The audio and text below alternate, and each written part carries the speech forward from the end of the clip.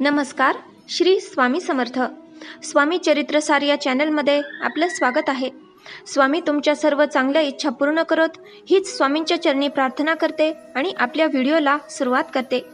तर आज आपण स्वामी चरित्र सारामृत ग्रंथ वाचल्याने आपल्या आयुष्यात काय बदल होतात, तसेच कोणते लाभ होतात याबद्दल माहिती पाहणार आहोत. स्वामी चरित्र सारामृत हा ग्रंथ स्वामींच्या नित्य उपासनेचे एक अतिशय महत्त्वपूर्ण ग्रंथ आहे.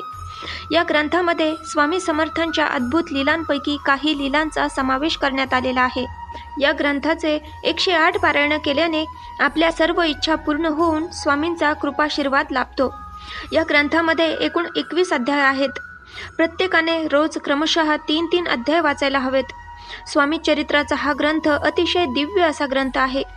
ज्या घरांमध्ये नेहमी स्वामी चरित्र सारामृताचं पारायण केलं जातं तिथे कशाचीच कमी पडत नाही. ही काळ्या दगडावरची रेघ आहे. आपले स्वामी महाराज फक्त बघत असतात की तुम्ही त्यांची किती मनापासून सेवा करत आहात. बाकी स्वामींना तुमच्याकडून काहीही नको आहे. महाराजांना फक्त आपला थोडासा वेळ हवा असतो. जेव्हा आपण त्यांच्याकडे खूप काही मागत असतो तर आपणही त्यांच्यासाठी थोडा वेळ काढला पाहिजे. स्वामी चरित्र वाचल्याने तुमचं आयुष्य खूपच बदलून जातं आणि एक दिवस असा येतो की आपल्याला आता स्वामींकडे काय मागू, सगळंच तर त्यांनी दिलं आहे असा प्रश्न पडतो. एकदा का तुम्ही स्वामींचा हात पकडला तर तेही तुमचा हात कधीच सोडत नाहीत. तुम्हाला एकटं पडू देत नाहीत. तुम्हाला जरी उद्या वाटलं किंवा कशाचा राग आला, तुम्ही स्वामी सेवा करणं सोडून दिलं तरी सुद्धा स्वामी तुमचा एकदा पकडलेला हात सोडून देत नाहीत. त्यांना शरण आलेल्या भक्ताला ते कधीच दूर लोटत नाहीत. तुमच्या आयुष्यात कितीही मोठं दुःख असू द्या, तुम्ही हे स्वामी चरित्र सारामृताचं पारायण करा आणि त्या दुःखाला सांगा, आता माझे स्वामी येणार आहेत तुझा बेद बघायला. आणि आपले स्वामी त्या दुःखाच्या मागे एकदा का छडी घेऊन लागले की मग बघा तुमच्या आयुष्यातली दुःख, प्रॉब्लेम्स कुठल्या कुठे पळून जातात. ते एवढा प्रभावी हा ग्रंथ आहे. स्वामी चरित्राचं पारायण केल्याने अद्भुत आणि अशक्य वाटणाऱ्या गोष्टीही आपल्याला पूर्ण झालेल्या दिसतात. स्वामींची लीला एवढी अगाध आहे. स्वामी चरित्र वाचल्याने फक्त तुमच्या आयुष्यातच बदल होतो असं नाही, तर जो कोणी या ग्रंथाचे नियमित पारायण करतो त्या माणसामध्ये सुद्धा खूप चांगले बदल होताना दिसून येतात. त्या माणसाचा स्वभाव सुद्धा बदललेला दिसतो. जसं की एखादा माणूस खूप चिडचिडा आहे, छोट्या छोट्या कारणांवरून चिडचिड करायची सवय असेल आणि जर अशा माणसाने स्वामी चरित्राचं पारायण केलं तर तो माणूस हळूहळू सौम्य, शांत, मृदुभाषी होऊ लागतो. काही लोक तर अशीही आहेत की ज्यांना स्वामी चरित्र वाचल्यापासून कुठल्याच गोष्टीचं टेन्शन येत नाही. ते सर्व काही स्वामींवर सोपवून बिनधास्त जगतात. स्वामी चरित्राच्या वाचनाने माणसाच्या वागण्या बोलण्यात एक प्रकारचा प्रेमळपणा दिसून येतो. बऱ्याच वेळा आपण पाहतो की आपली एखाद्या गोष्टीमध्ये चूक झाली किंवा काय हे कुणी मान्यच करत नाही. सरळ आपली चूक दुसऱ्यांवर ढकलून मोकळे होतात. परंतु तुम्ही जर स्वामी चरित्र पारायण करत असाल ना तर तुमच्यामध्ये खरं बोलण्याची, आपली चूक मान्य करण्याची ताकद येते. तुम्ही तुमच्यासमोर लहान असो मोठं असो प्रत्येक व्यक्तीला आपलंसं करता.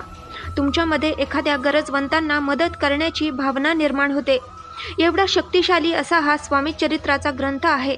हा ग्रंथ म्हणजे प्रत्येक स्वामी भक्ताला स्वामींनी दिलेला प्रसाद आहे.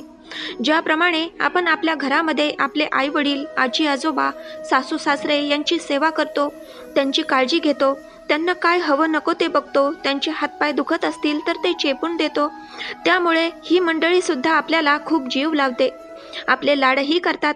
अगदी याचप्रमाणे आपण मनापासून स्वामींची सेवा केली तर तेही आपले खूप लाड करतात, आपल्यावर प्रसन्न होतात. त्यासाठी स्वामींची सेवा कशी करावी तर रोज स्वामी चरित्र सारामृतातील 3-3 अध्याय वाचावेत. रोज 11 वेळा तारक मंत्र म्हणावा. त्याचप्रमाणे 11 माळी किंवा 1 माळ श्री स्वामी समर्थ या षडाक्षरी मंत्राचा जप करावा. या मंत्राच्या जपाला कुठलंही बंधन नाही. हा मंत्र तुम्ही कधीही, कुठेही आणि कसाही म्हणू शकता. बऱ्याच वेळा आपण बघितलं असेल की बरेच जण स्वामींना नवस करतात की मी तुमची ही सेवा करेन, माझं हे काम पूर्ण होऊ द्या. त्यानंतर ते काम पूर्ण होईपर्यंत वाट बघतात आणि मग सेवा सुरू करतात. तर असं करू नका. तुम्ही आज नवस केला तर आजपासूनच सेवेला सुरुवात करा. स्वामींना त्यांचं काम जेव्हा करायचं तेव्हा करू द्या. तुम्हाला जे काही दुःख असेल, अडचण असेल, स्वामींना सांगा आणि सेवेला सुरुवात करा. तुम्हाला रडू येत असेल तर स्वामींजवळ रडा. तुम्हाला काही सांगावंसं वाटत असेल तर ते स्वामींना सांगा, पण बोला, स्वामींशी बोला. इतरांना आपल्या गोष्टी सांगण्यापेक्षा स्वामींशी बोला. ते तुम्हाला मार्ग दाखवतील. कर्माचे भोग आहेत ते तर भोगावेच लागणार आहेत, परंतु तुम्ही जेवढी स्वामींची सेवा कराल तेवढं तुमचं चांगलं होईल. त्याचप्रमाणे स्वामी चरित्र पारायण काळात किंवा नंतर स्वामी तुम्हाला कोणत्याही सूक्ष्म रूपात दर्शन देतात. फक्त तुमची तेवढी उत्कट इच्छा असली पाहिजे. स्वामी स्वतः तुमच्या समोर येऊन म्हणणार नाहीत की मी तुला दर्शन देतोय. तुम्हाला ते कुणाच्याही रूपाने भेटतील.